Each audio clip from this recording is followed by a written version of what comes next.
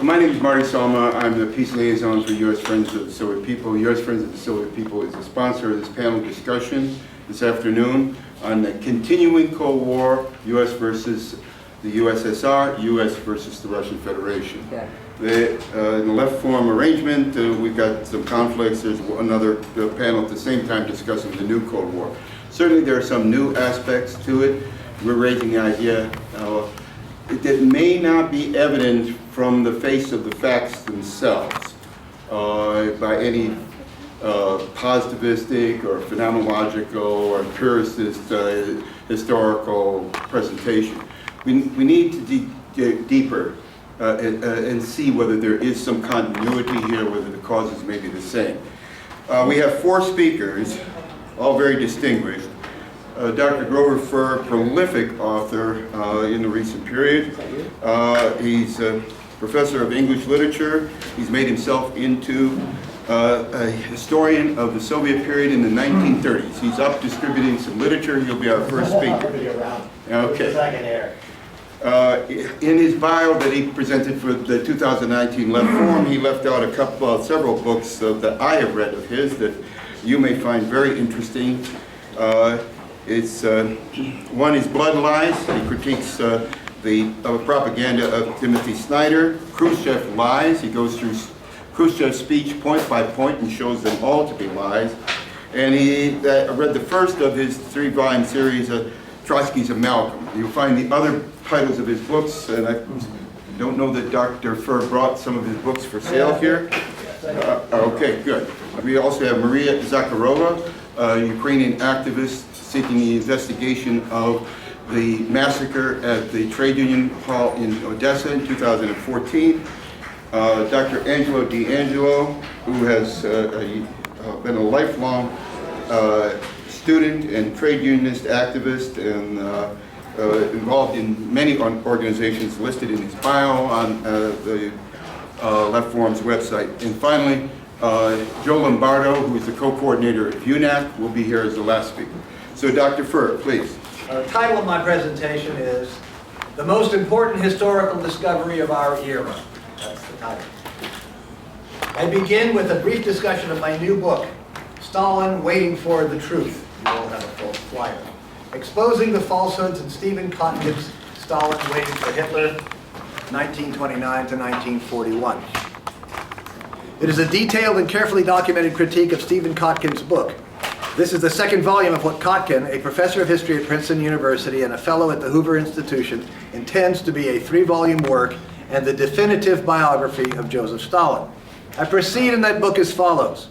I've selected 10 issues in the high politics of the Soviet history during the 1930s and thoroughly researched Kotkin's account of each of them. I've added another 2 chapters of various allegations of lesser importance where Kotkin alleges some kind of misdeed, criminal or moral, by Stalin.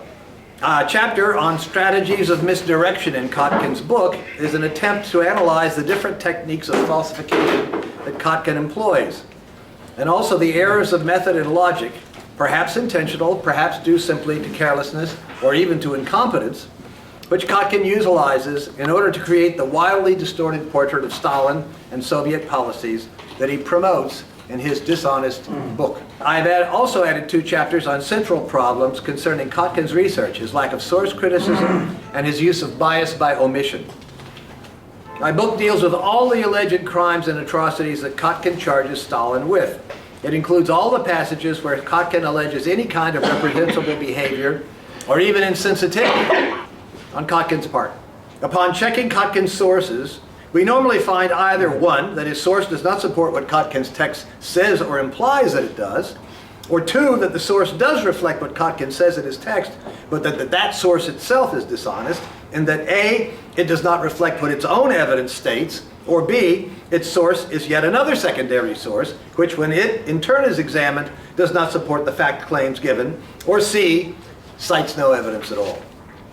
My working hypothesis was as follows. I would find that many of Kotkin's anti-Stalin or anti-Soviet assertions or fact claims are false, not supported by the evidence Kotkin cites, or indeed by any evidence. My further hypothesis was that the secondary sources Kotkin cites in support of these statements would either not support Kotkin's fact claims or would themselves be fallacious, unsupported by the evidence, if any, that they cite. My research has fully corroborated both of these hypotheses. In fact, I discovered that my initial hypothesis was too cautious. I have found that not many, but that all of Kotkin's fact claims that have an anti-Stalin tendency are false. In my book, I present the results of that research. Therefore, ironically, Kotkin's book proves the opposite of what its author intended. It proves that Stalin committed no crimes during the 1930s. For if there were any evidence that Stalin did commit crimes during this period, surely Kotkin would have found that evidence and included it in his book. Until Nikita Khrushchev's infamous secret speech to the 20th Party Congress on February 25, 1956, the Soviet Union was regarded by millions, if not by billions, of people all around the world as a country where socialism had been firmly established under the wise leadership of Joseph Stalin. The cult around Leon Trotsky, never large, was shrinking.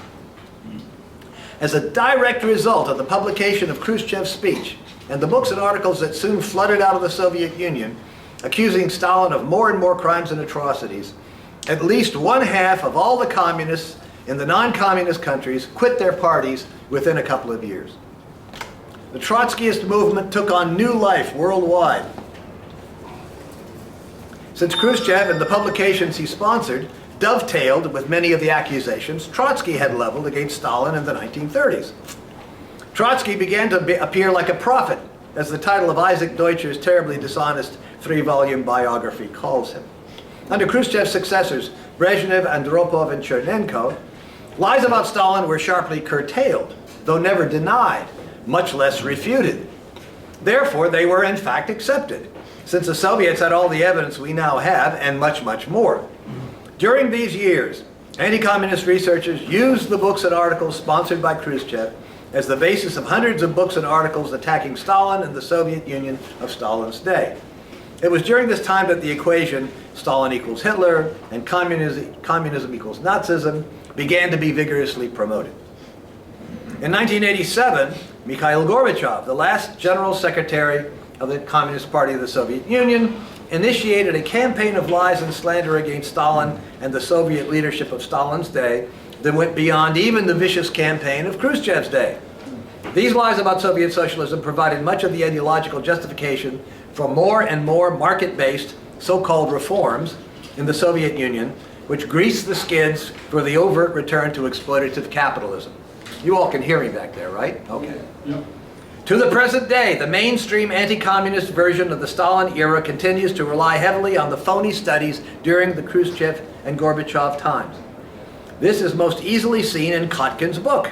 Kotkin also cites many Khrushchev and Gorbachev era secondary sources. This is where my critique of Kotkin's book is relevant. Kotkin has spent his entire academic life, ever since graduate school, specializing in Soviet history of the Stalin period and especially the 1930s. And yet, he has not been able to discover even one crime or atrocity that Stalin committed. Not even one. That means that the anti-Stalin paradigm, around which the mainstream bourgeois history of the 20th century is built, is entirely false. The significance of this fact cannot be overstated, and not because the anti-communist researchers has convinced themselves and other anti-communists that Stalin and the USSR of his time was bad, bad, bad. Of course they are going to believe that. It's in their material and ideological interest to believe that only capitalism is good. No, it is of overwhelming significance because, with few exceptions, the left around the world, like here for example, right, has been demoralized and misled by this flood of lies about Stalin and the Stalin period. How do we know that the Trotsky, Khrushchev, Cold War, Gorbachev, post-Soviet, and contemporary claims of crimes and atrocities by Stalin are false? Evidence.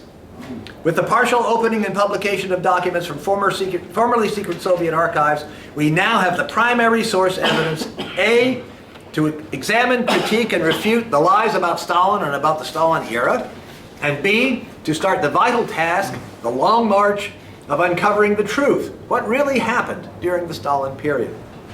The attacks on Stalin began with Khrushchev, but for many years, Khrushchev was a high-level party official under Stalin.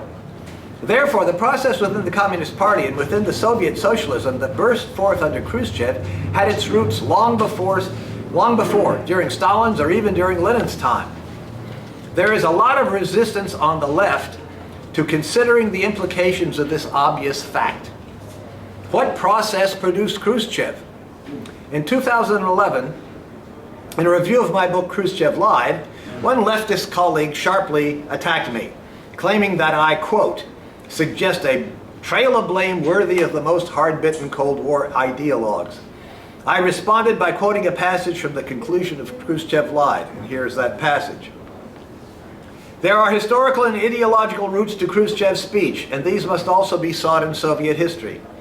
Stalin tried hard to apply Lenin's analysis to the conditions he found in Russia and the world communist movement. Lenin, in turn, had tried to apply the insights of Marx and Engels. Lenin had tried to find answers to the critical problems of building socialism in Russia in the works of the founders of modern communism. Stalin, never claiming any innovations for himself, had tried to follow Lenin's guidelines as closely as he could. Meanwhile, Trotsky and Bukharin, as well as other oppositionists, found support for their proposed policies in Lenin's works too. And Khrushchev, like his epigones up to and including Gorbachev, cited Lenin's words to justify and give a Leninist or left cover to every policy he chose. Therefore, something in Lenin's works, and in those of Lenin's great teachers Marx and Engels, facilitated the errors that his honest successor Stalin honestly made, and that his dishonest successor Khrushchev was able to use to cover up his own betrayal. In a private email to the same colleague, I wrote as follows. I think that Stalin, like Lenin, and like Marx and Engels, were the best. None were ever better. In my view, Stalin and those who were closely associated with him, plus tens or hundreds of thousands of Soviet communists, were faithful followers of Lenin. They did in fact implement, bring into being, what Lenin wanted, socialism. Socialism in one country, in fact. They did not fail to understand or distort and so forth Lenin's ideas. They fulfilled Lenin's ideas.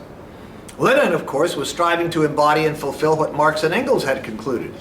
And I believe he did understand Marx and Engels better than anyone before or since, and did in fact follow their teachings with intelligence and innovation. But you can't have it both ways. If Stalin et al. Faithfully followed Lenin, and Lenin et al., for Lenin wasn't alone either, did likewise with Marx and Engels, then it follows that there are some fundamental problems, flaws if you will, in this whole line of thought, because it ended up right back with capitalism. To put it another way, if we or the communists of the future strive to do what Stalin, Lenin, Marx, and Engels advocated, then at best we are going to end up right back with capitalism too. But we will not have their excuse. They were the first, the pioneers. Pioneers always make mistakes. In fact, it is inevitable. Mistakes are a necessary part of any learning process. But making the same mistake again is not a necessary part of the process. To make the same mistake again is to squander the lessons both of success and of failure that our predecessors of the communist movement have to teach us. We have to learn from their mistakes, as well as from their successes. Then we at best will make new mistakes, creative mistakes, mistakes on a higher level, in a Hegelian or dialectical sense, along with new successes. But if we pretend that, quote, Marx and Engels had all the answers, or, quote, Lenin had all the answers. Many Maoists believe that Mao had all the answers. Many Trotskyists, of course, believe that Trotsky had all the answers. If we believe that, then we are guaranteed at best to fall far short of what they achieved. Marx said something about first as tragedy, then as farce. The tragedy of the international communist movement of the 20th century was that ultimately it failed. Unless we figure out where they went wrong, all of these figures, then we are doomed to be the farce, and that would be a crime, our crime. So we have to look with a critical eye at all of our legacy. Marx's favorite saying was, de omnibus dubitandum, question everything. Marx would be the last person in the world to exclude himself from this questioning. Today, after 8 more years of research, and having written 9 more books on Soviet history of the Stalin period, I would put it this way. The concept of socialism has been and remains terribly under-theorized. When people talk and write about socialism, they seldom, if ever, define what they mean by it. This was true a century ago as well. It was true in the Second International, out of which the Bolshevik Party emerged as the left or revolutionary wing. There was no generally agreed upon definition of just what a socialist society would look like. Some socialists even thought that capitalism could gradually evolve into socialism as the working class got stronger and more social welfare benefits were won through the parliamentary or democratic route. When the Bolsheviks seized power and had won the Civil War, they were faced with a problem they had never foreseen: building socialism in a country with a small working class and a very large peasantry. Under Stalin's leadership, the party decided to do what the British, German, and American capitalists had done, but what the Russian capitalists had not done: to build an industrial infrastructure. Moreover, they decided to do this without foreign investment. They also decided to collectivize agriculture. Only getting rid of the medieval organization of agriculture in the Russian countryside could they put an end to the constant devastating famines, 4 serious murderous famines during the 1920s alone, and reorganize agriculture along the lines of large industrial farms, making use of farm machinery, as on certain large-scale American Midwestern farms. That is, the Bolsheviks decided to do what capitalism had done in the industrialized capitalist states and to go beyond it by collectivizing agriculture. The Bolsheviks went far towards revolutionizing social relations too. Workers had more rights on the job. Workers were promoted to colleges, technical schools, and to government and party leadership positions. Women got closer to equality with men. Racism was outlawed and, in fact, did diminish greatly. Artists were encouraged, often through sharp criticism, more often through inducements, to serve the working class or serve the people, and to work out how to do that in their own artistic mediums. However, many aspects of capitalist society remain. This was in keeping with Marx's dictum in the Critique of the Gotha program, 1875, where Marx wrote that the inequalities of what he called bourgeois right would continue to exist. Marx famously put off the abolition of bourgeois right to the communist future, and he wrote, "In a higher phase of communist society, after the enslaving subordination of the individual to the division of labor, and with it also the antithesis between mental and physical labor had vanished, after labor has become not only a means of life, but itself life's prime want, after the productive forces have also increased with the all-round development of the individual, and all the springs of cooperative wealth flow more abundantly, only then can the narrow horizon of bourgeois right be crossed in its entirety, and society inscribe on its banners, from each according to its ability, to each according to his need." In this passage, Marx appears to suggest that the higher phase of communist society, he didn't use the term socialism, would somehow evolve of its own accord from the first phase. But this had not happened in the change from feudalism to capitalism in Western Europe, which was accompanied by centuries of ferocious class struggle by the super-exploited peasants, urban workers, indigenous people of the foreign emperors, and slaves. How then was Marx's first phase of communist society, what later socialists identified as socialism, going to somehow evolve into the higher phase? Marx did not say. What actually happened in the Soviet Union was an evolution, but in the opposite direction, back towards market relations and ultimately to the restoration of capitalism. This is the question, the problem, the conundrum that everyone who wants to put an end to capitalism should be asking, researching, and theorizing. We can't build a better future unless we learn from the lessons of the past. And we can't learn the lessons that the history of the Soviet Union during Stalin's time have to teach us if we do not know what really happened and what did not happen. As long as we continue to be blinded by the lies and fabrications about Stalin and the Stalin period, we are at a loss. We will be building our theories, our attempt to learn how to build communism on a foundation of falsehood. And that guarantees that we will fail. It is obvious that the anti-communists want us to fail. No wonder they keep lying about the Stalin period and about Stalin himself. The Trotsky cultists also want us to fail, because success, learning the truth, dismantles the Trotsky cult. I have written about this process of uncovering Trotsky's lies and conspiracies, a process that ironically was begun in 1980 when arch-Trotskyist historian Pierre Brouet discovered in the just-opened Harvard Trotsky archive the evidence that Trotsky had lied to the world to the Dewey Commission, and to all of his followers.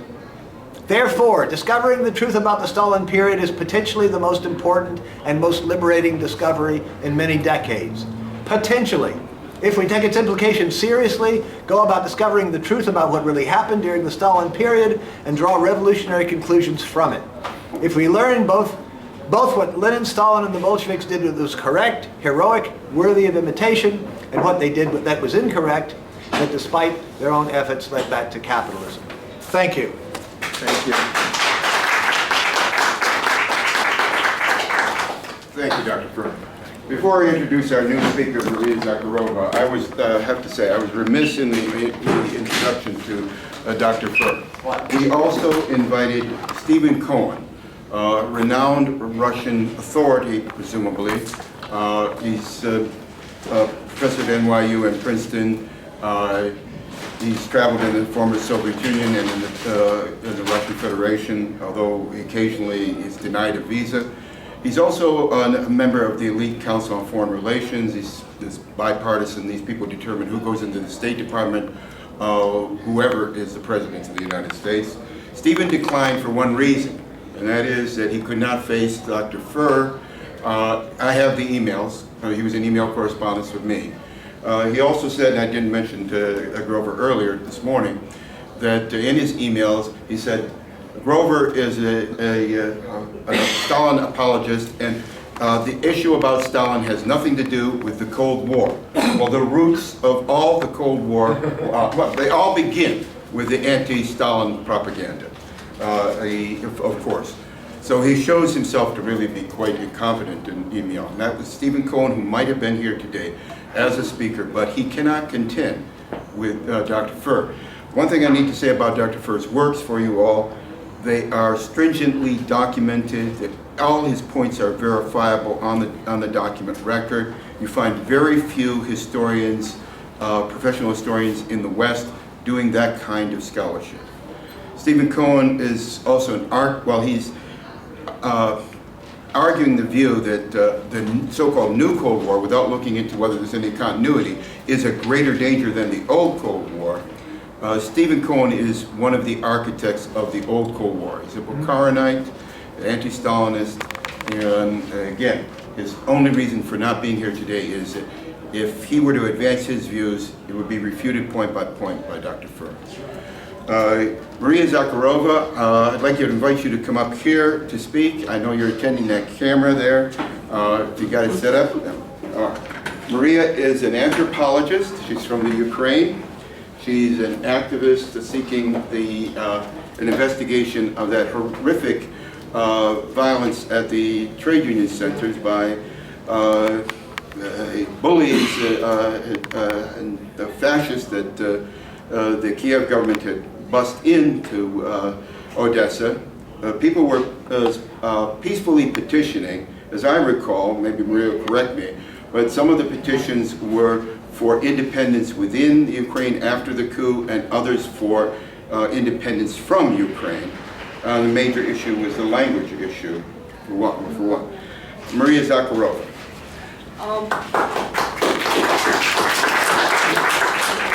Thank you. My report is the part of my research work. As an anthropologist, I'm researching the events that are continuing in our country. I'm one of those who were born and grew up in Soviet Union. And I remember the period before the collapse of the Soviet Union and understand the meaning of the term Cold War very well. We know perfectly well that it's a kind of competition, a chess game. This is competition between different worlds, systems, ways of thinking and living. Some time ago, when the USSR collapsed in 1990s, it was clear that old Cold War, the collective West won, led by United States. And Russia, together with the independent states of the former republics, became a victim country which had to accept the rules of the game of the winner of the capitalism and his image of economic, political, and social relations. Almost 30 years have passed since then, and the situation in the world has changed significantly. Now we see that the Third World War is in full swing. What are the distinctive features? This is a war of thoughts, opinions, beliefs, and values of the people. One of its most important components is the war of history, the war of memory, when, for the sake of that political position, the forces in power make a change in the traditional view of the historical process of the past.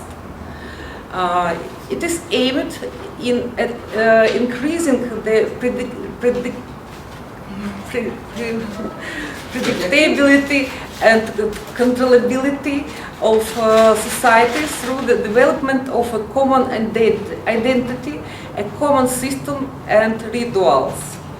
I will show with the example of my country, Ukraine, how the war of meanings related on the celebration of Victory Day in the war of 1941-1945 has been going on for the last 5 years.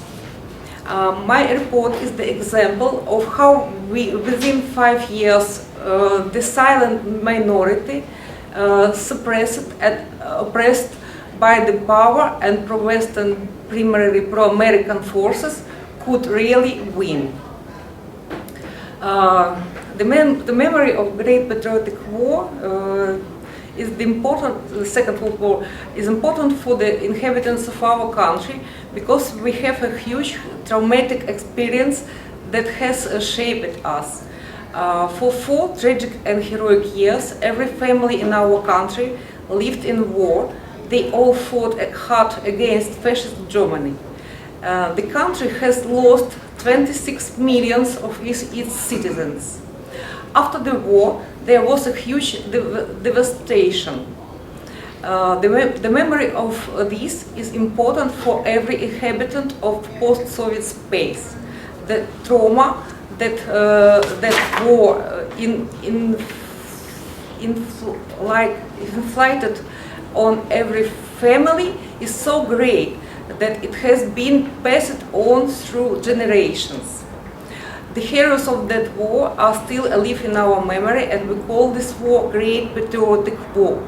And when people are told to give up this memory, it causes a protest.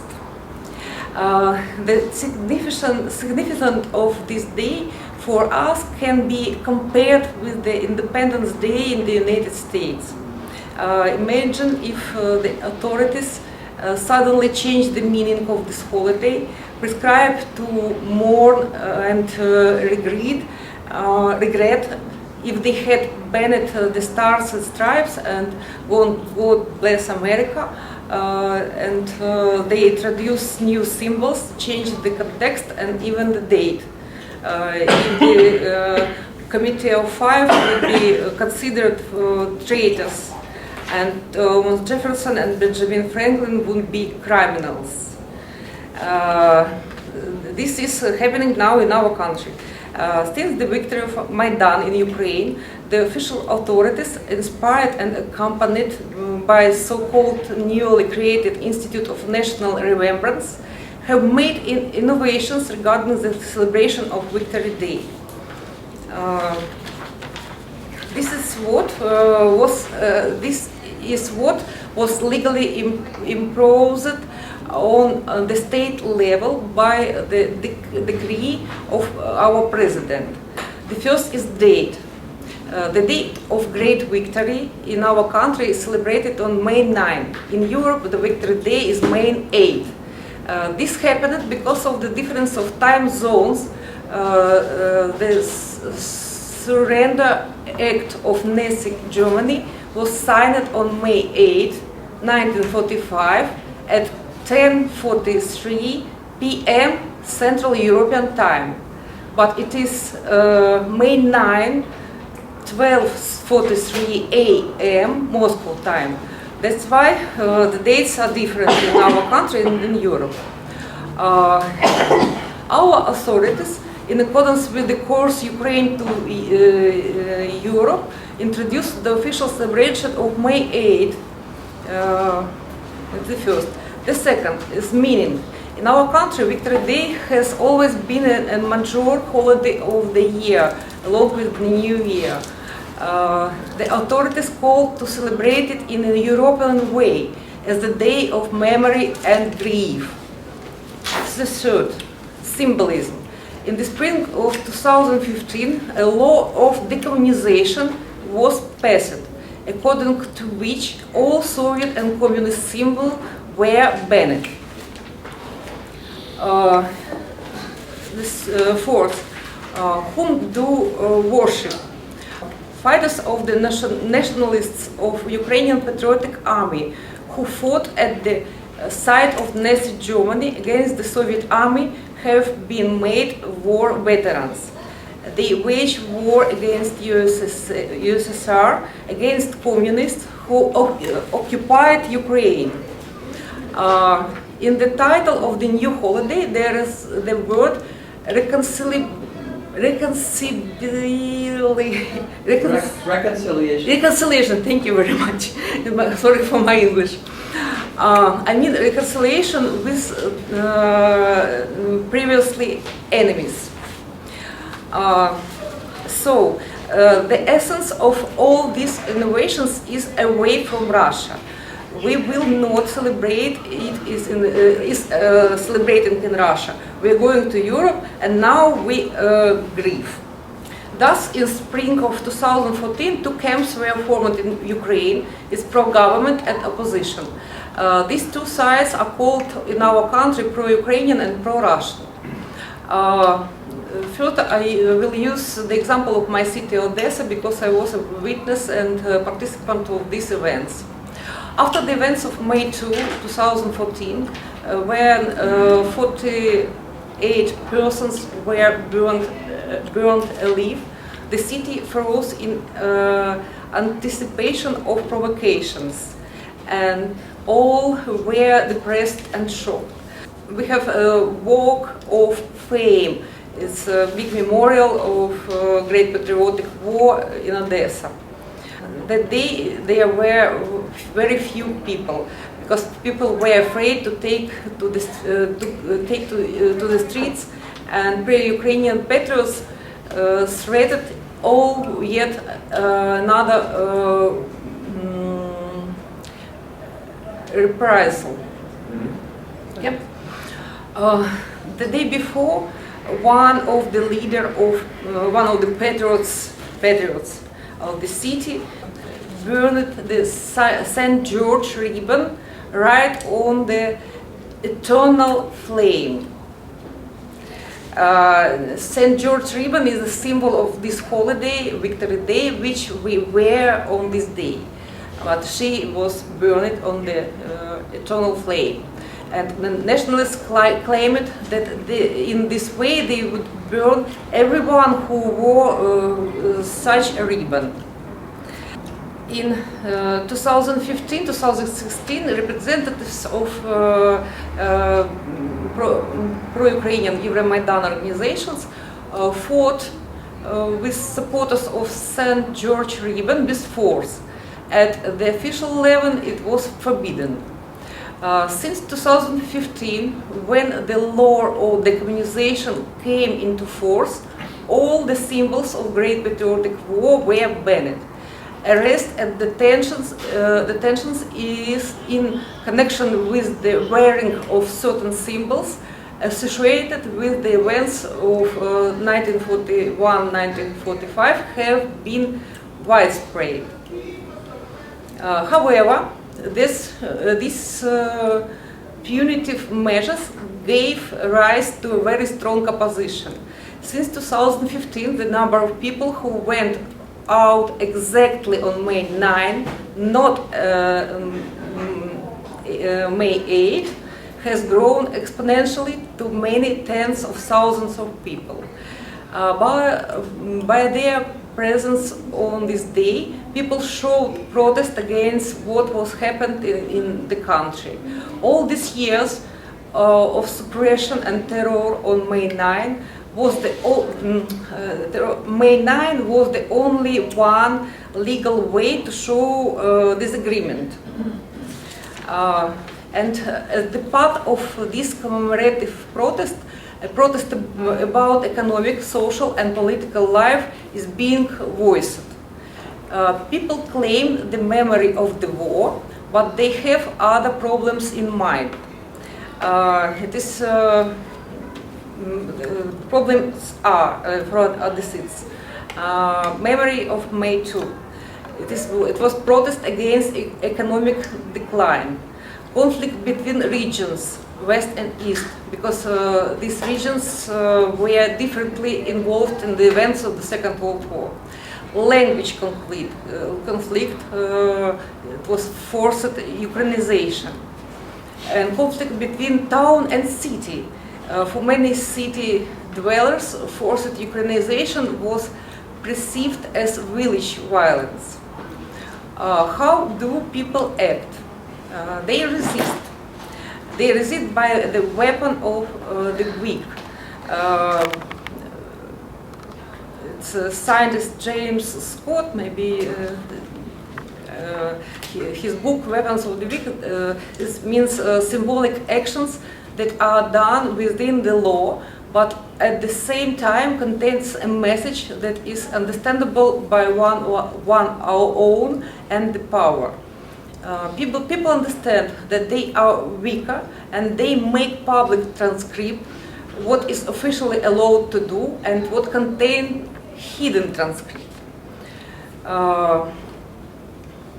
In order to legally express themselves, people put on clothes of red color or the color of St. George ribbon. It's like this yellow and black, you know this ribbon.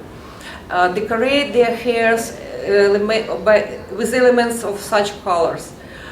They come with portraits of their relatives who participated in war, bear their medals on which there is any elements of St. George ribbon, and the ban does not apply to the orders. They definitely use Odessa flag, despite the nationalists who use the Ukrainian flag and absurdly speak Ukraine. Nationalists attack the processions of May 9, insult and provoke people under the tacit approval of the police. So it has been like this the last 5 years. Over these years, the number of people who came out on Victory Day was grown tenfold. According to the police, in 2017, 30,000 people came out. In 2018, 50,000. By the evening on May 9, 2019, the amount of flowers laid on the monument of unknown sailor was about 1.7 meters in height and 20 meters in length. This year, the police did not announce the number of participants, so the huge number of people cannot be seen. It was 2019, it was the first year when people walk proudly, lifting their heads. All previous years, resistance and opposition were written on their faces, and they all went like to a fight. This year we felt for the first time that we won, and it was our holiday, Victory Day, in all meanings.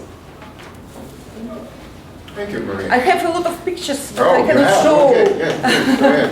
Yeah, no, Do you have a projector? it's not working. Oh, I see. Yeah. Yeah, there was a problem Okay. before, in the last panel discussion too.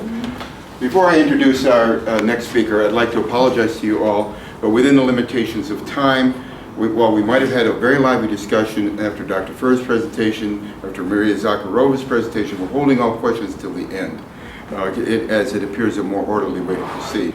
Now, our next speaker is Dr. Angelo D'Angelo, who has quite an impressive history from his youth in political activism. He was a member of the W.E. Du Bois Clubs, Students for Democratic Society, Young Worker Liberation League. He obtained a PhD in labor history. He was with the Trade Unionists for Action and Democracy. He's on the executive committee of the New York State Association for American Soviet Friendship Society, which was part of the predecessor of the U.S. Friends of the Soviet People, the National Council on the Soviet American Friendship. He's been active locally. He lives on Staten Island. He was with the Staten Island Council for Peace and Justice, and this an anti-nuclear movement too on Staten Island, as I recall from. So I would like to introduce now our third speaker, Dr. Angelo D'Angelo. If you want to slide over or stay where you are, fine. Okay. I just want to apologize. I have bronchitis. So it's going around. Everybody's getting it, I'm heard. And allergies, which I never knew I had before. As you're getting older. A couple of things before I start I want to mention. New Outlook Press has a couple of books which we're pushing. One of them has to do with a Canadian historian who wrote a book way back. His name is Douglas Tuttle on the Ukraine. He wrote this way, way back. Maria, you should take a copy with you. Yes, It's in English, yes, definitely. One of those. Okay, it's excellent. It's called Fraud, Famine, and Fascism. It was written about 20 years ago, 25 years ago. And it shows how the Hearst Press, which is the United States press, basically, showed pictures of starvation in Oklahoma during the Depression, and how they used those pictures to say that there was starvation in Ukraine. And the pictures were documented. So I think everyone here should really go away with one of these. The other thing is excellent. We find this is very important for young people, because they don't know the Soviet experience, they were not born, their school system doesn't teach it. And just a little PS, for 34 years I was a member of the Board of Education in New York City, and starting from the time of Bloomberg on, I was told, do not teach history, do not teach geography, do not teach citizenship, which is the Constitution, the Bill of Rights. Do not teach any of that. What were you teaching? Teach to the test. So they have a test in math and in Language arts. and in language arts, and that's all. So every day we used to do tests. Every day, old tests. So the kids weren't now. I had special ed kids.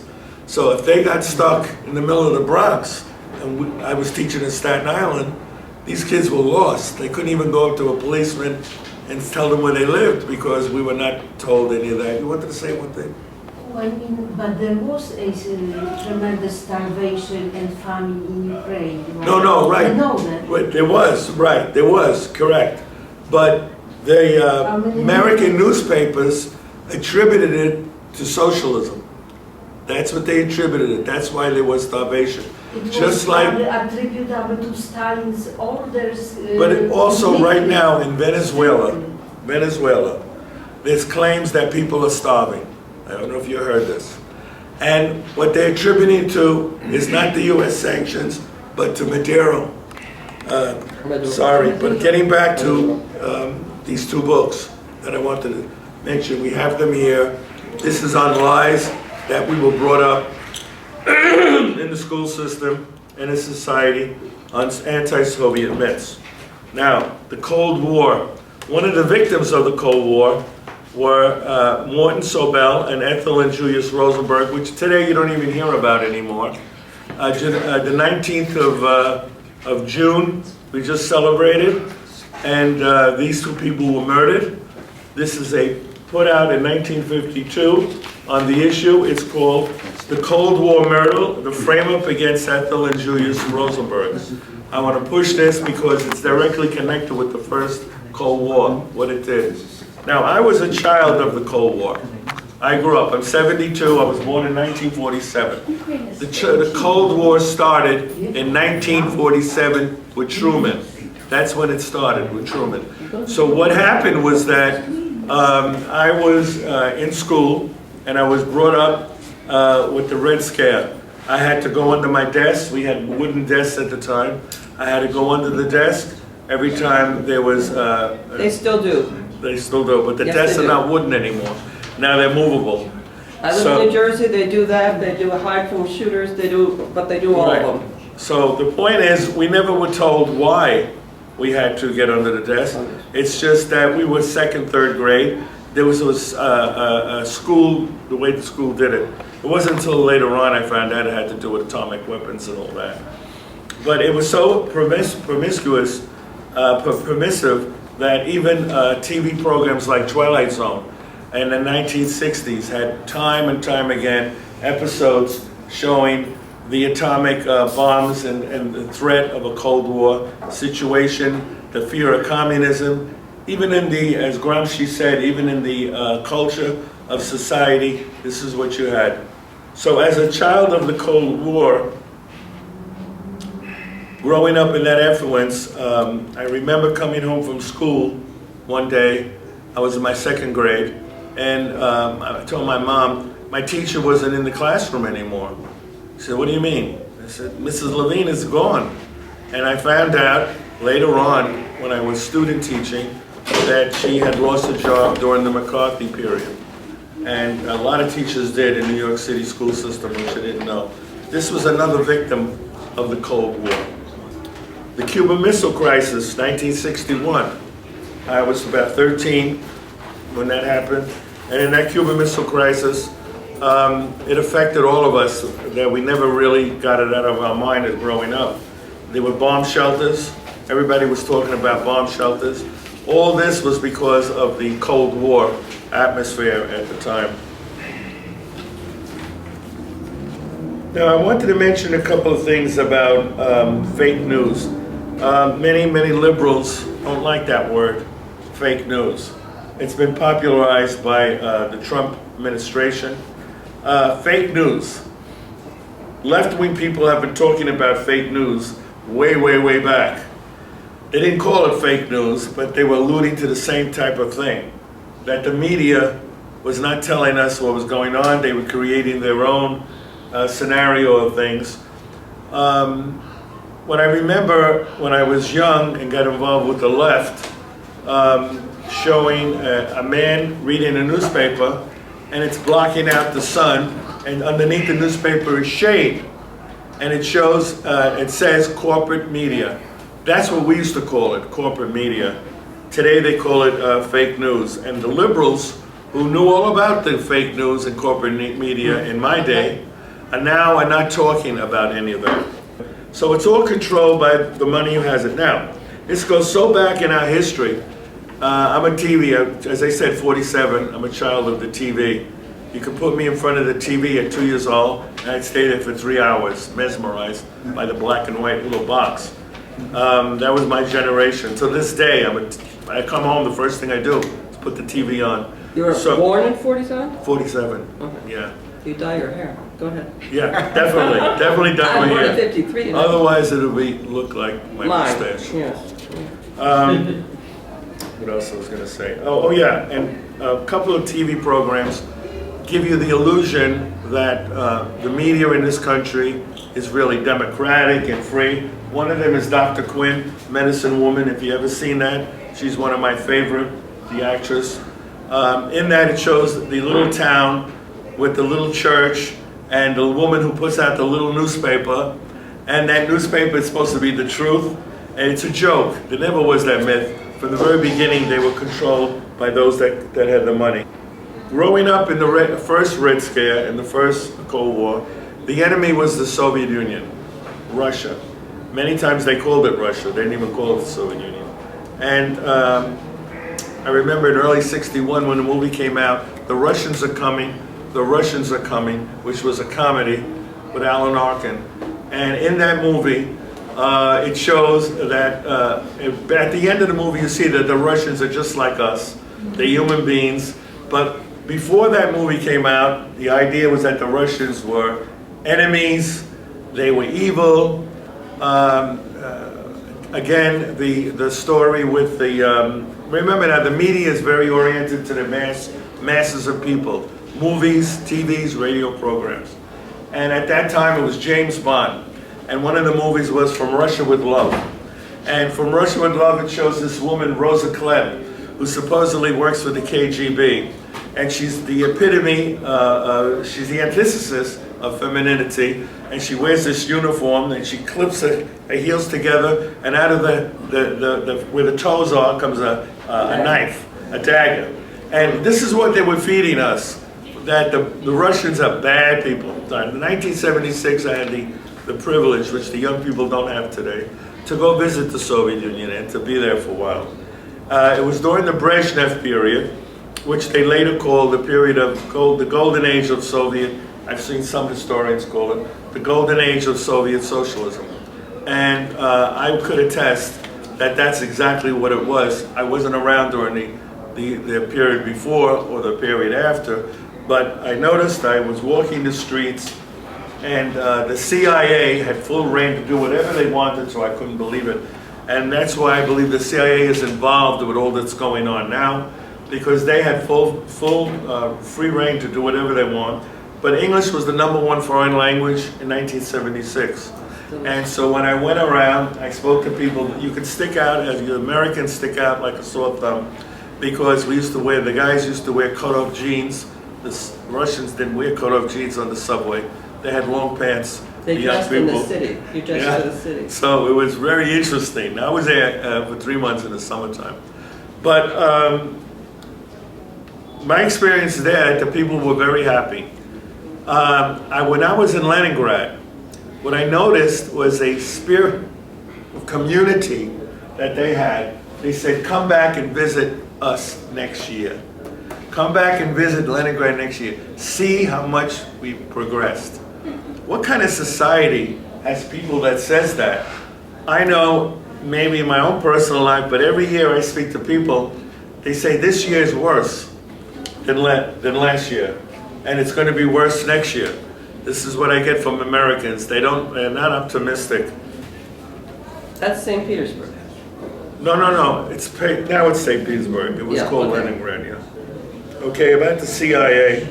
Do you remember the Maine? That's the slogan during the war in Cuba and Havana Harbor. And we wind up finding out that the Remember the Maine never happened. I don't know if you know that. That's the historical decision over the years. That it was basically a Hearst dominated story. The other one was Gulf of Tonkin. That was during my lifetime, and many people here. And then the most recent one was the weapons of mass destruction. Now all of those were done with the connivance of the mass media. Were done with the connivance of the Central Intelligence Agency, how it works together. Stockwell and many other former agents of the CIA have come out and said that the CIA works hand in hand with the media. Go back to 1960, early 1962 or 3. There was a magazine called Ramparts. I don't know if you remember that. Yeah. It was a shiny, glossy covered magazine. Looked like New York Time magazine, but it was very progressive. And at that time, they had an expose on the National Student Association, NSA, which is an association of college administrations and university administrations. And the CIA went into that organization, went to World Youth Festivals. And in the World Youth Festivals, they were documenting discord in the socialist countries, etc. That came out through Ramparts. That gave them their place on the map. Ever since then they went up. Then they financially collapsed years later.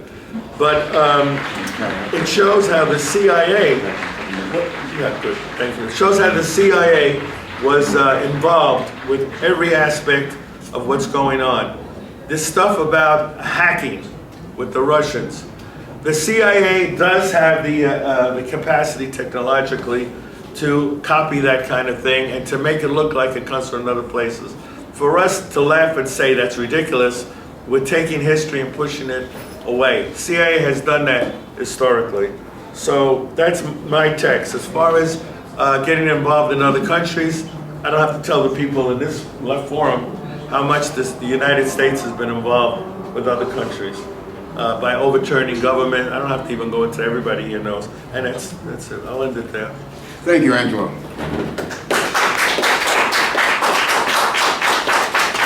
Our fourth speaker is here. His name is Joe Lombardo. He is the co-coordinator of the United National Anti-War Coalition. At a time when the major peace organizations in this country, peace coalitions, were defaulting on their mission to oppose war from this onset of the first Obama administration. The United National Anti-War Coalition was still out on the streets active and really the sole force. Now we have many more who are beginning to join in the anti-war struggle, thanks to the efforts of the United National Anti-War Coalition. Joe has recently traveled in both Venezuela and the Ukraine. He's been to Odessa. He can perhaps, I don't know if you're including that in your remarks, and on a mission to Venezuela with the threat against Venezuela's sovereignty. Joe, would you come up here, please?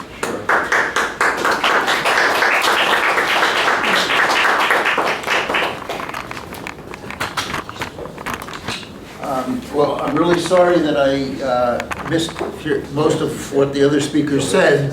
The left forum, and it's all its wisdom, decided to put me on two panels at the same time. So I went to one for part of the time, and I'm here for the other.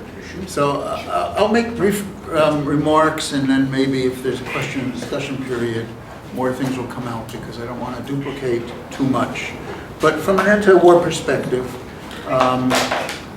when there was the Soviet Union and they could talk about the Cold War, there was a permanent enemy that was there. They could use the fact of that permanent enemy to build the military, to give money to the military and so forth.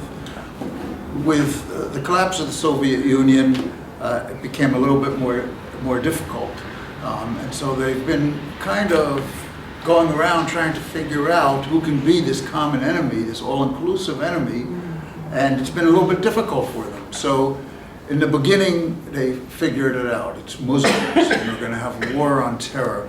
And that's because they were going into countries that had oil, which they wanted, because the capitalist system here needs to dominate the economies of all countries and the countries around the world, and oil is going to be a big part of that. So Saddam Hussein, who was the big friend of the United States during the point when they pushed for Iraq to invade Iran, because they wanted to overthrow the government of Iran, became the villain. And they used weapons of mass destruction as the Gulf of Tonkin incident of that particular time. When you're talking about the Gulf of Tonkin, you should look at what's going on with Iran, because it's almost a replication of that. There's this boat that they said that they found a mine on and so forth, and even the people that were on that boat and the owners of that boat said, no, there was no mine put on the boat. There was a missile that came and attacked our boat. And then apparently there was the shoot down of this drone. And Iran has done a great job, of course you don't see it in the media here, of debunking that the drone was actually in their airspace. They actually took the radar traces that took place and showed exactly where it is. And so forth. And the U.S. was about to attack Iran. They were in the air, and they called it back. And I think part of the reason was because the evidence was so overwhelming, if it's looked at, that they were in the thing. And when they're trying to say that Iran's the aggressor, Iran isn't over here, we were over there. And then all the allies of the United States said, well, there wasn't enough evidence and we don't want this, and they don't want to go to war with Iran, or even balking at the idea of the increased sanctions and going back on the idea of the Iran deal. So that's very similar to the Gulf of Tonkin thing. But they've now had to move on a little bit from that. They do a lot of vilifications of specific leaders, but now there's Venezuela that has come up, and Cuba, of course, and they're not Muslim countries, but prejudice still does play a very big role. Racism and prejudice and anti-Muslim sentiment in the building towards war. And I believe we are in a permanent war economy, and I believe that war is an absolute essential part of what capitalism is today during its period of decline. And I think this is part of the reason that they have to look for these enemies and have to create a new Cold War. If you think of it just on this level, much of the industry has moved overseas. U.S. industry has moved overseas. Part of the reason is for that is they need to make a profit. You know, if you've understood a little bit about the dynamics of capitalism, you know that the rate of profit has to continually grow. And there's a problem with that because we live in a finite world. It can only grow so far. And we're reaching those limits. So they are scraping in ways to keep their profit going. The gross domestic product now, about 40% of it has nothing to do with production of goods and services, which is what it's supposed to be, but has to do with these financial manipulation schemes that are happening on Wall Street and these bubbles that could burst at any time and collapse the whole economy. But they need to do that to keep on increasing the profits. Just think what would happen if the stock market, they always tell you if you invest in the stock market, it might go down temporarily, but over the long term it's going to go up. Imagine if over the long term it didn't go up. Who would invest in that stock market? Who would go? So they're looking for ways, taking the oil from other people, taking a greater part of the market and resources from other countries, direct attacks on workers in this country, tax on unions, tax on living wages and things like this are all very essential for them. And so we have the military in 172 countries around the world. We have about 20 times the number of foreign military bases as all other countries in the world combined, because we gotta have those markets. When a country like Venezuela, which has the greatest oil reserves in the world, says, we think those oil reserves should be used for the benefit of the poor people of Venezuela. The United States can't deal with that, so it has to have this military. Right now, 64 cents out of every discretionary tax dollar in the United States goes to the military. You can't do anything else when that's the truth. You can't build the infrastructure. You can't cure the pipes that are poisoning people with the water because there's lead in them. You can't dig them up and put new pipes in there. You can't give wages higher to other people. You've got to get rid of Social Security. You've got to do these things. So there's a tax on the American people, and there's a tax all over the world so they can grab as much of the wealth from every single country as they can to keep this thing growing. And it's a losing process in the long run. One other piece. Imagine this. We have a very high unemployment rate in this country. They lie to you about the unemployment rate, you know. It used to be that the unemployment rate was the people that were unemployed, and that was determined it. Then they said, well, that's not right. When you're unemployed for a few weeks and you run out of benefits, then we'll call you long-term unemployed, and we'll take that out of the unemployed statistics, and it'll look like you're going down, but it's not. And not only that, of the people they do say they have jobs, these are jobs where they work 2 or 3 jobs at very low wages, and it's very, very difficult. So the unemployment rate is very high. Imagine if those soldiers from the 72 countries and all the military bases were sent home. They wouldn't have jobs for them. Imagine if the military-industrial complex, 7 of the major military production companies in the world are in the United States. Imagine if they stopped making the bombers, stopped making the bombs. Bombs is great for capitalism, by the way. You make a bomb, you drop it, it's no longer there, now you gotta make another one. You know, it's a kind of, it replicates itself. Imagine if that wasn't the case. Imagine if they didn't have those industries. Where would those people get jobs? Their unemployment rate would even go higher. We have 5% of the world's population. We have 25% of the world's people in jail. Imagine if those people were out of jail. Where would they get jobs? Imagine the people that are paid to keep them in jail. Where would they get jobs? There's no work for people in this economy. War is an absolute necessity for keeping this economy growing. And they will always do it, and that's the new Cold War. So now we hear this attacks on Russia. Russia is one of the big countries. It's out of, Russia controls its own economy. It's not controlled by Wall Street. It's not a socialist country anymore. China, the largest country in the world, is out of Wall Street's hands. It's controlled by China. It's not controlled by Wall Street. They need those markets. They need those resources. They need to be able to compete. Look what they did with this Huawei phone thing that they're doing. It's because they have a better technology than we do, so they're the only 5G technology in the world. They accomplished it. They have to attack them, so they put these sanctions on them and so forth. So these are the things that are happening, and this Russian gate is part of it. So what's happening is they have this election, and they have Hillary Clinton.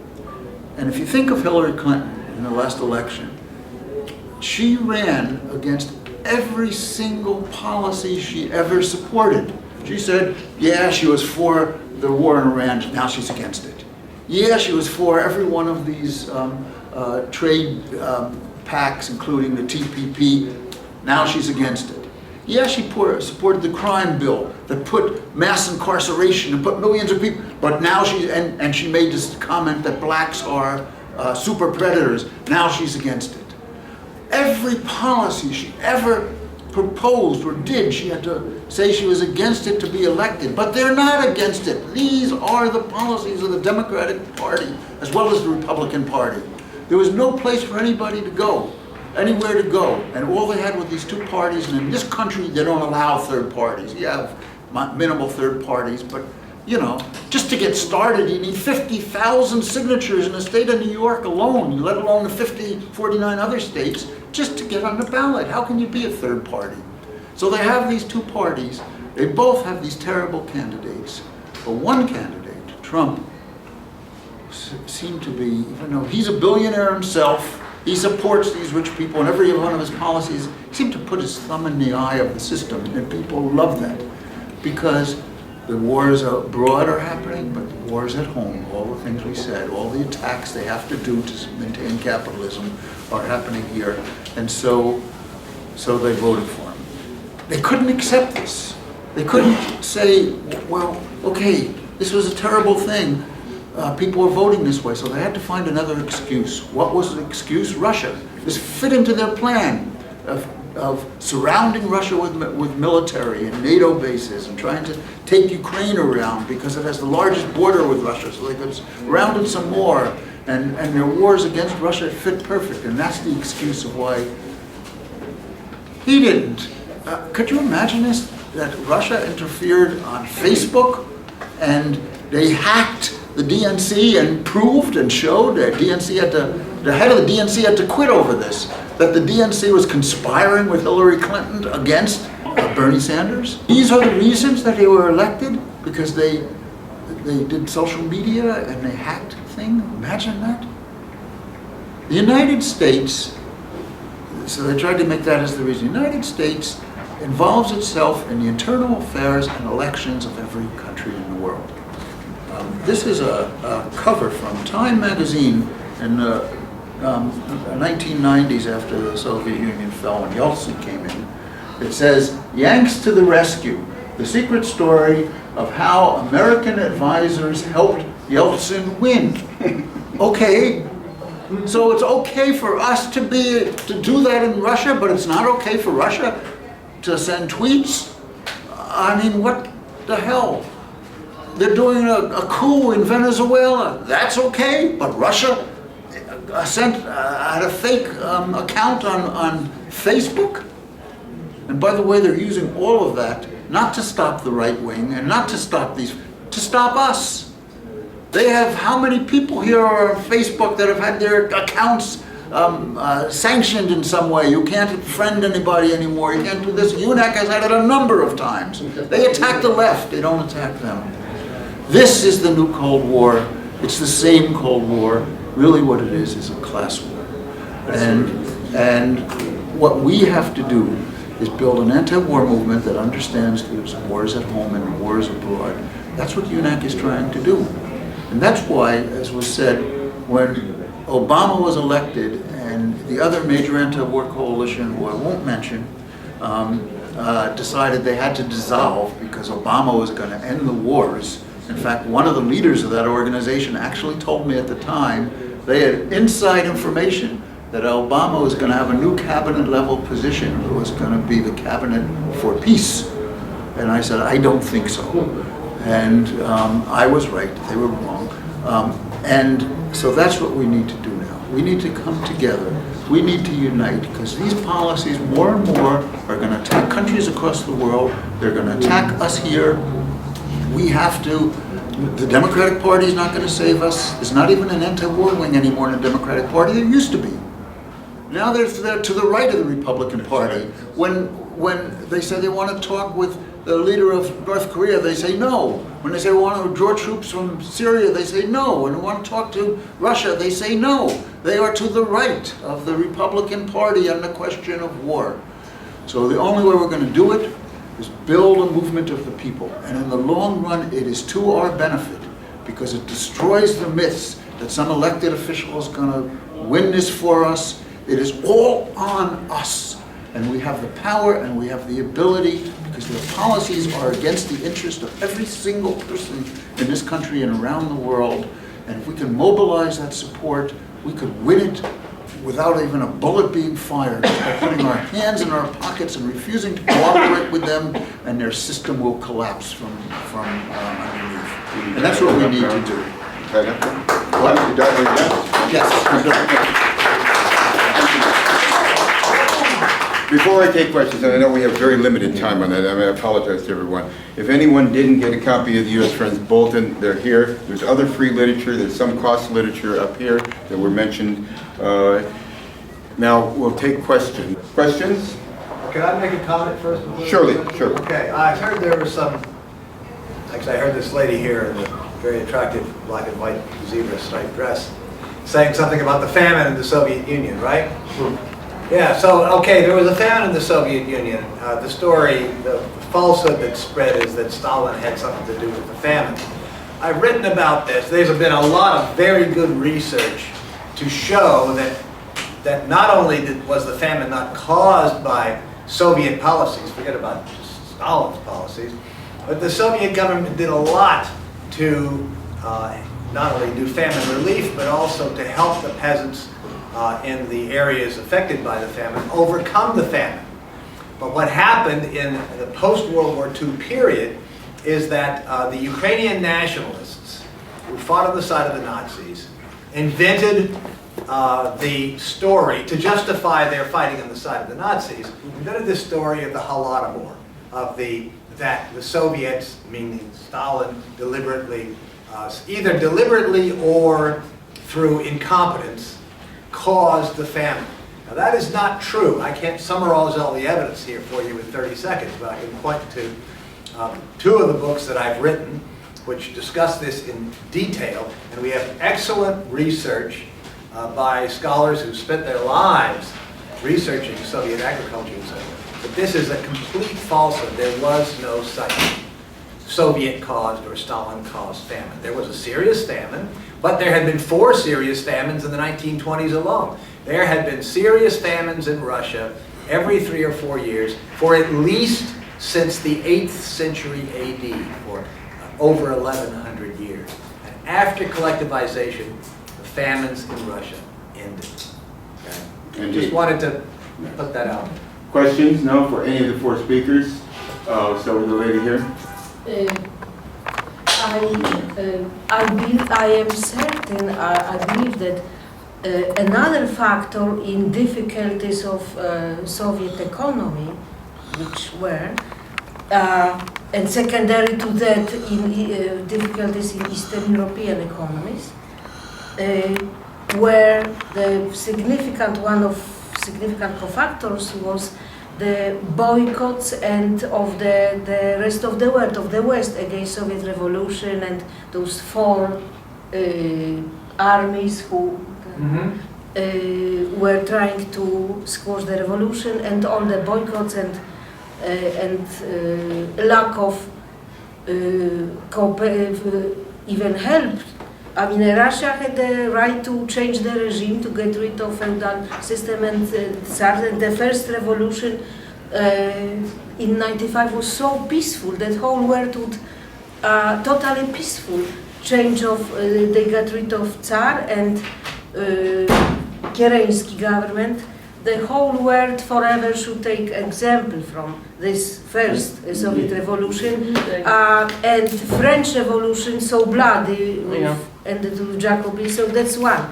And then the world, instead of like trying to respect another country's internal politics, were, I mean, responded with total aggression, military aggression.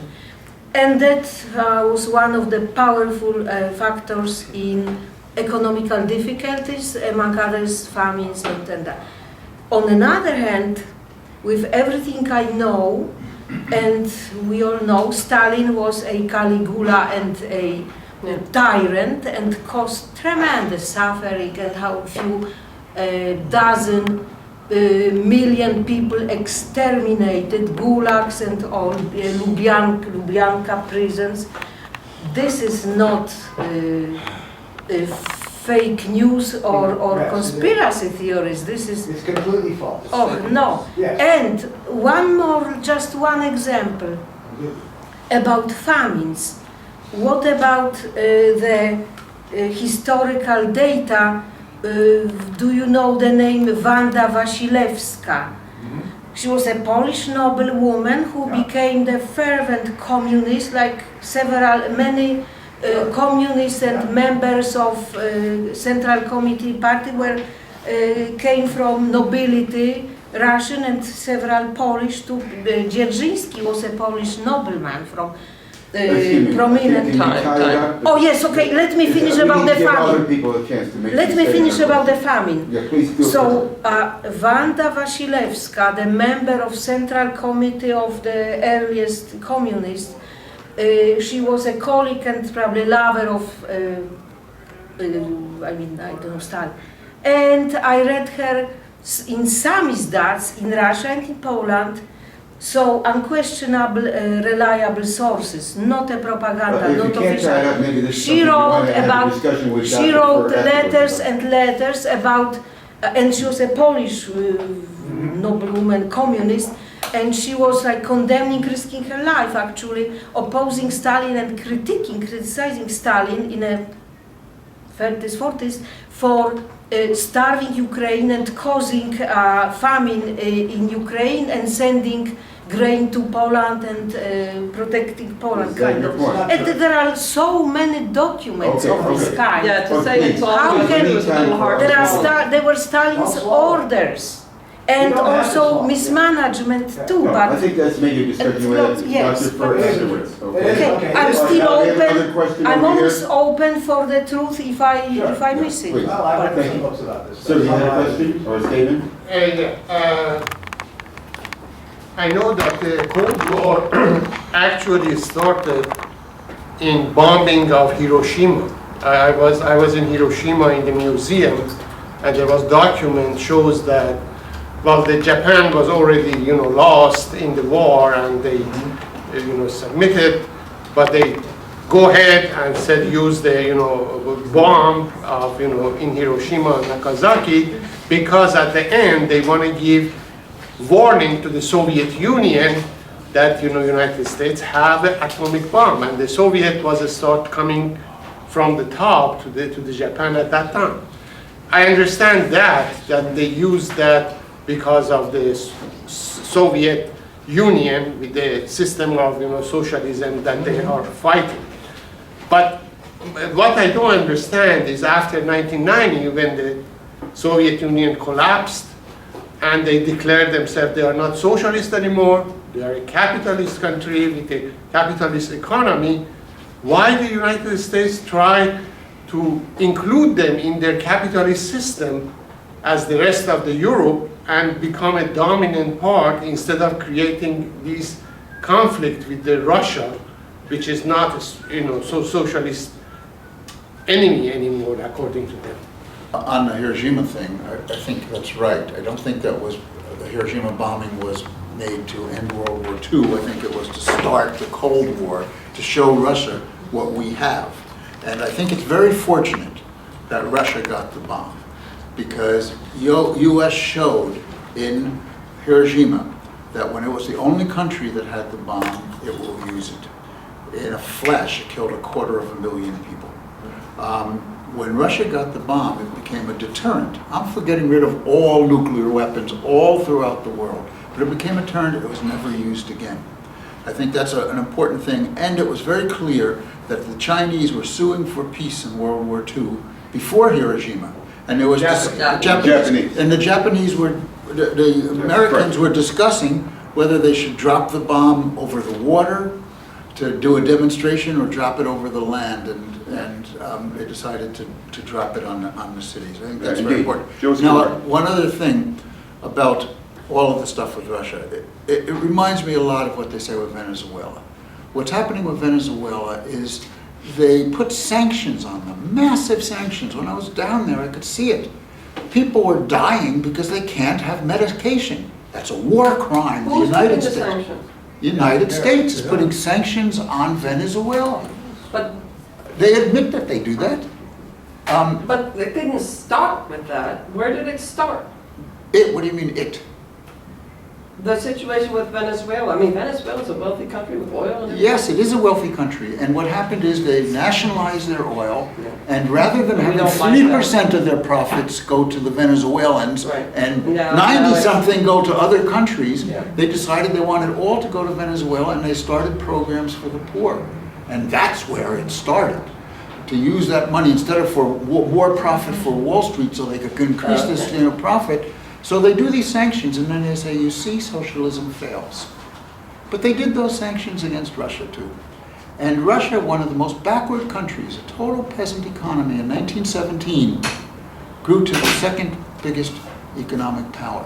There was something in that economic system that allowed for that to happen. And the first one to send a person up into space.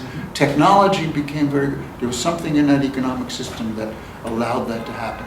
Now, were there political problems? Yes, I believe there were political problems, and I probably would disagree with some other people on the panel of the nature of those political problems.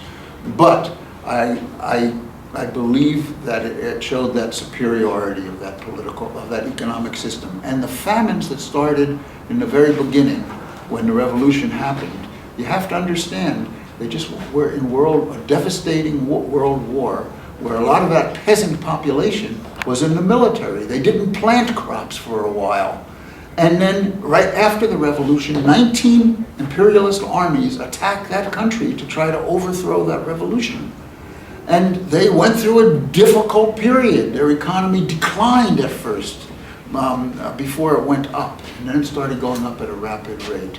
So there's many, many lessons that could be learned. And if we just say, look at the famine, or look at this and look at that, we miss those problems. Just like we're trying to miss it in Venezuela by doing the same thing. Thank you, Joe. Okay. Yeah. May I make a comment here? I understand that some of you and many others find it difficult to believe that what we have been taught about Stalin and the Stalin period of the Soviet Union is 100% false. But it is 100% false. Since the end of the Soviet Union, a very large number of documents from Soviet archives have been made available, been published and transcribed and put in books and on the internet.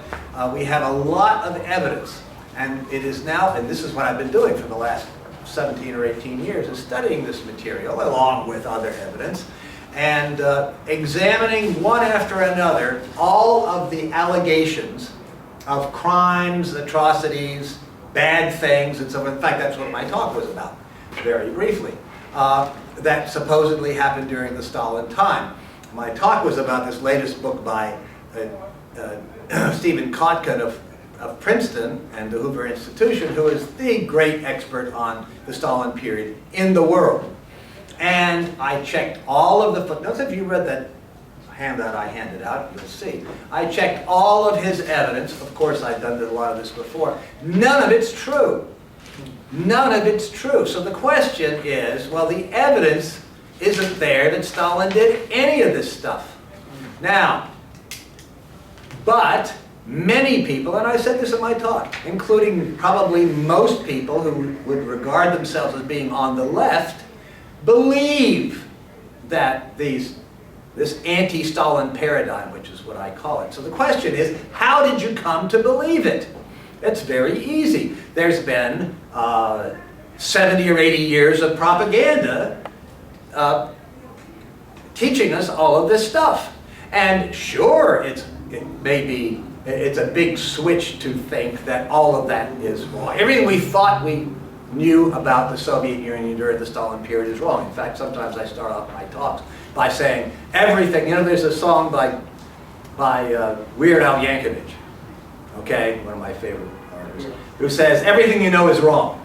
Well, believe me, it's true. Everything you know about the Stalin period is wrong. You don't know it, okay? And that's what I have discovered by looking at the primary source evidence for the last 17 or 18 years. Now, it doesn't make any difference whether you believe it or not, because belief is irrelevant. Belief doesn't establish the truth. Only evidence can establish the truth, okay? So, but that is what I called my talk the most important historical discovery of our era. That's what I meant, okay? We've all been indoctrinated to believe in these horror stories about Soviet history during the Stalin time, and it's all false. I'd like to answer that. Yes. Thank you, the king. There's a little known book among the American people. There's a lot of them. It's called Mission to Moscow. I don't know if you ever heard of it. It is the diary of the American ambassador to the Soviet Union under Roosevelt. Joseph Davies. Yeah, what did I say? I don't think you mentioned the name. Yeah, Joseph Davies is his name. It was so popular that Warner Brothers made a movie called Mission to Moscow with all these top, it's in black and white, with all these top actors at the time. Very interesting. I show it to people in my family, people who are not communist. You show them that. And in that book, he goes into, by the way, this is excellent. You may not like the author, but he was good in his early days. It's called Traitors in American History by Earl Browder. Excellent, excellent, excellent. Showing how it's not far-fetched for people to lead a revolutionary movement and then become traitors later on. In our own history, Aaron Burr and all these other people he goes through. This is excellent for Americans, in my opinion. I've always classified many of the left leaders into the categories when they were positive to the working class and when they were negative. And I feel the same way, by the way, about Khrushchev. Mm-hmm. I think he was positive and negative at different points in his life. Mm-hmm. And Tito, which may sound strange to people, but Tito during the period against opposition to Nazi Germany was a very progressive partisan leader. Mm-hmm. So the point I'm making, I completely forgot, I'm sorry. I sympathize. Question. To me too. Question. Yes, sir. I'd just like to express Are my you saying appreciation to the panel. Thank you. And I really appreciate the information that you've given in relation to Stalin. I've done a lot of studies myself in regards to the Soviet Union, the history of Stalin, Trotsky, and the Russian revolutionaries. And I've had serious concerns. And in my investigation, I found that a lot of your works have dispelled the myths of what is being perpetrated, and I believe that those myths are being perpetrated by Yankee propagandists in order to further and condemn the positive contributions of the Soviet Union in human history. And so I really feel that your work is so important and it has done a lot, and I will further it and I will defend what you say. I mean, the name Grover Furr sends tremors through the Trotskyist community.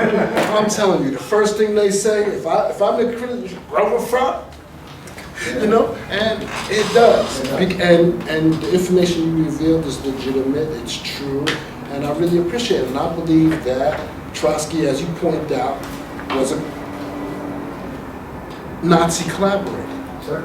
And the facts point to that. And I don't know what his objective was, why he moved in the direction he did, why he changed, but he was never a true revolutionary.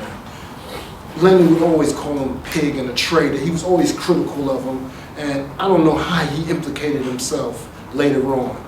You know, after Trotsky was sick and he was shot and he was wounded, you know, in 1918. So I don't know how he implicated himself. I appreciate your remark. Let me say one. I was reading a book a couple of months ago, a book about Soviet film during the 1930s.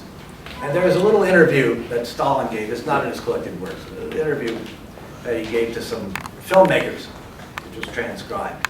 One of the things he said was this. He said, well, of course, this is after Trotsky had been expelled and after the major trials of Bukharin and all the rest of it. And he said, I would like, this is what Stalin said, he said, I would like, when these people are portrayed in film, I would like them to be portrayed and they're as all-rounded individuals with positive as well as negative aspects to them. He said because people are not all either all good or all bad, and he said these were people who were very able.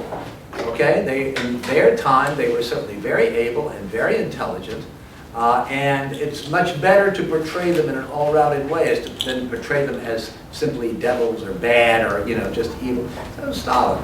And so I think that ultimately Trotsky, yes, he did end up collaborating with the Germans and the Japanese and doing lots of bad things. But Stalin specifically mentioned, he's a man of great ability, and at a certain point in his political trajectory, he did positive things. So I think it's important to look at the complexity of the dialectics, if you want. The positive as well as the negative, Right. even in basically negative people. That's a wonderful quotation from Stalin. Another question, Steve. This is Question to Maria Zakharova. The events in the massacre on Odessa, was there an investigation? Must have been an investigation. No, there wasn't. It's not. They make an investigation, but they speak only with one side of the conflict. Of course. And only one side of the conflict still in prison for 5 years, without any judgment, without court trial, without trial. Yeah. So they are under investigation in prison. But they are not guilty, but they are under investigation for 5 years. So which We've been calling for an international investigation Yeah. because They've been held for. and the only people that were arrested after the Odessa massacre Were, although they had videos of the people shooting the guns and throwing the Molotov cocktails, they were not arrested. They still walk the streets, still wear their Nazi patches on their sides. But the people who were arrested were the survivors from that massacre. They were arrested, and the next day afterwards, when the people of Odessa came there and saw the burnt bodies and saw what had happened and saw that the only people that were arrested were the survivors, they marched to the prison and took them out of the prison and did not allow them to be arrested. Yet there's still, I think, 3 people of that milieu that they still, for some reason, are trying to prosecute. And there's a case going on about that. Today we have 26 persons in prison on different political things connected with 2nd May. Yes. Just another illumination to your question is that it is recorded that 48 people died.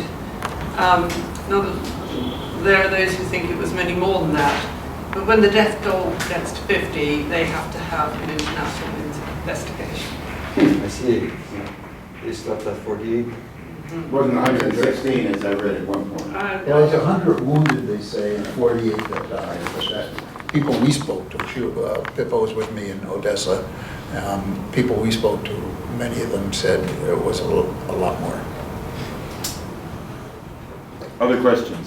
I had gone to the World Cup, and they told me I had a visa to the end of the year. So I flew to Warsaw and I went to Kaliningrad, which is this little piece, non-contiguous piece of Russia that gives them access to the Baltic.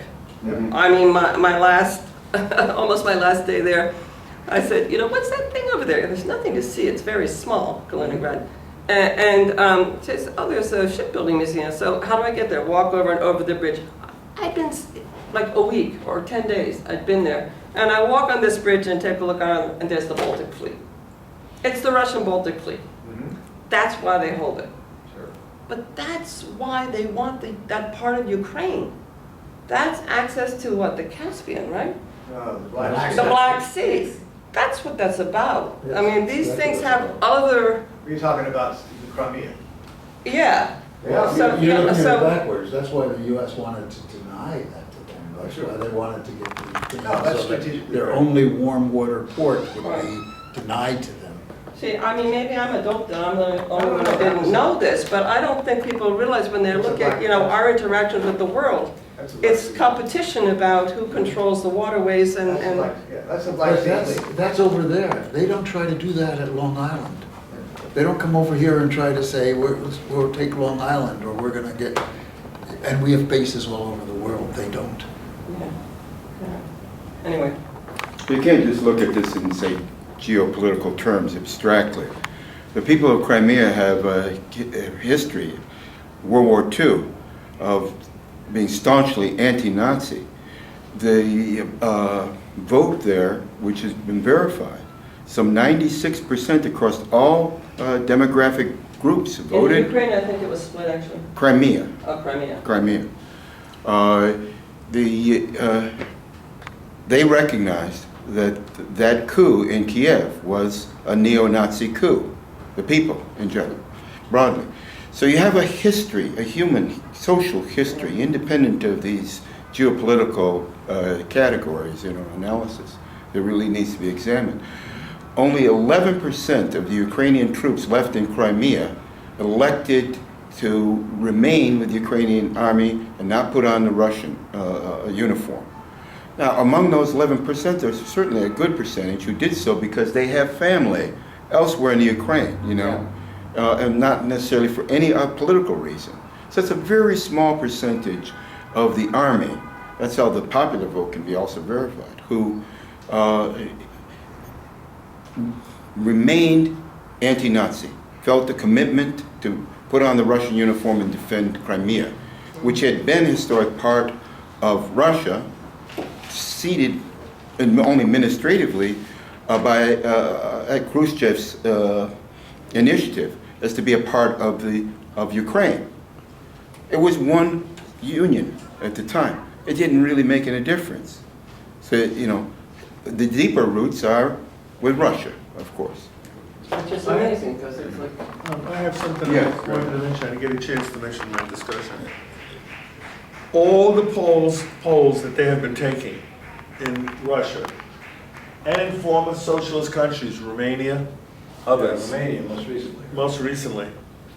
the majority, all the propaganda by the capitalists against Stalin, against the guy in Romania, Nikolai Ceausescu, and whatever the person is, with all the propaganda, the current polls still show the majority, including the young people who were born after the counter-revolution in '91. And I call it the counter-revolution because that's what it was. It was a contra thing, just like Nicaragua. And what happened is that all the polls show that over 65% of the people said life was better for the average person when they had a socialist-oriented society. Not in Poland. I Poland is actually the not- only one because I was mostly in Poland on this Poland trip. is different. The Catholic Church is so enmeshed into the structure of Poland that there was a struggle over abortion. That was a struggle that the Catholic Church barely won, lost. Barely lost. That's how strong Poland is different. They It have really a very is. complicated. Remember, in '53, all the agriculture in all the socialist countries were collectivized, except in one country, and that was Poland. So you're right, Poland is different. But all the Ukraine, all the other countries, Romania, Hungary, Czechoslovakia, it's this, even Czechoslovakia, it's the same exact thing. So therefore, that's why I think, in my opinion, why we have another Cold War. They're very afraid of socialism coming back to those countries. I think that is the main thing, economics. They- Oh, the People that power. run Yeah. these countries. People that run the United States. That's all I want. Other questions, statements? All right, let me make a comment. The gentleman who was here raised a question that Joe responded to about the bombing of Hiroshima and Nagasaki. In D.F. Fleming's two-volume history of the Cold War, that theory comes through, that was the first salvo of the post-World War II Cold War. That was directed not against Japan as such, but it also helped them to disorganize, those were industrial cities, helped them to disorganize the working class movements in those cities.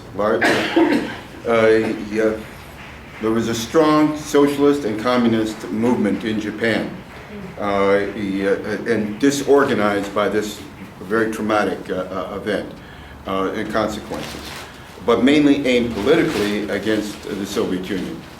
However, if one wants to look to the roots of that Cold War, and in Fleming himself, as Grover may recall, goes back to 1917.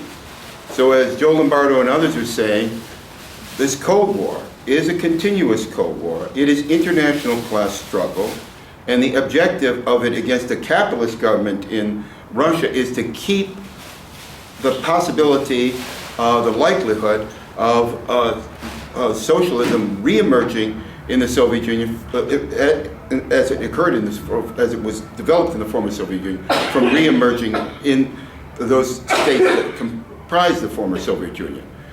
It is aimed against the working classes in the former Soviet Union, and it is helping to keep those Russian oligarchs in power at the same time.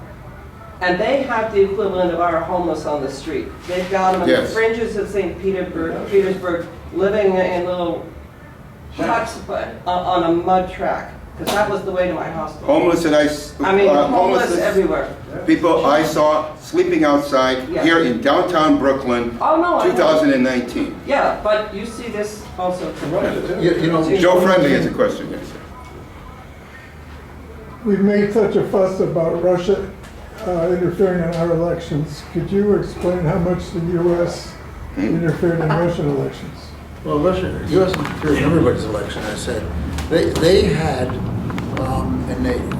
in Ukraine, they said there was 40,000 U.S. registered NGOs working in Ukraine. I actually had a first-hand experience with one of them in 2006, right after the Orange Revolution, which I could tell you about. But some of it is almost innocuous. It's like trying to just spread the idea that Western culture is an enlightened culture and move people in that way. And some of them are direct interferences, like with USAID or the other type of organizations. So I think that's true, and I think it's true. I don't know all the details about interfering in Russian elections, but I just Time magazine story? well, yeah, there is a Time magazine story. What year, what date was that? It's I don't know that they Thanks to the kept rescue? the date on the cover here, but you could look it up. Yeah, I'm going to. If you look that up, and they'll tell you about what the details of that particular thing is. Let me just say something about after World War II and the beginning of the Cold War. You know, after World War I, we demobilized the U.S. military and sent people home. After World War II, we did not demobilize the U.S. military. And there was actually a big movement, you don't hear about it in the U.S. History, a big movement in the military. It was called the Going Home Movement, demanding that they have the right to go home. They wanted a strong standing army, and there was actually a movement among the higher levels that we should not end the war now. We should attack the Soviet Union, and we should end communism, where we got this big advantage of a nuclear weapon and others. So, you know, this is just the way it is. I'm not a historian of the Russian Revolution to any great extent. As I said, I have my own opinions. UNAC's position doesn't take a position on the Soviet Union or anything like that. We're self-determination of every nation and against U.S. wars and U.S. military and U.S. war moves. A lot of other things I've expressed are my own particular expressions, and I don't want us to get too deep into that, because right now what we need to do is stay the hand of U.S. imperialism in the world. That's my opinion. And what should we go to next? What? And what should we go to next? Come to my panel, I'm going to speak again. Well, we just had a panel on Ukraine that you missed. Okay, cool. Any other statements, questions, people? I want to urge, get Mission to Moscow, DVD on Ambassador Davis reported. He talks about the Moscow trials. Yep. He talks about the war with Finland. Very, very different. You never heard this from an American ambassador before. Yep. Finland's a great place. And let me say it because Angelo here is too modest to say it. I urge you all to consider joining the U.S. Friends of the Soviet People, which is the organization that Angelo Call me out. leads. And I've certainly been a member for quite a number of years now. You don't have to sign on the dotted line that everything that every Soviet or Russian leader did was correct, but a general kind of appreciation of the history of the Soviet Union is the unifying factor in that organization. I speak to Angelo about it, but I would like to recommend it. I want to mention, there's an article. You survived the day. This is called Social Democracy, Soviet Socialism, and the Bottom 99% by Stephen Gowers, who's not a communist, who lives in Canada. I think it's interesting. I just want to take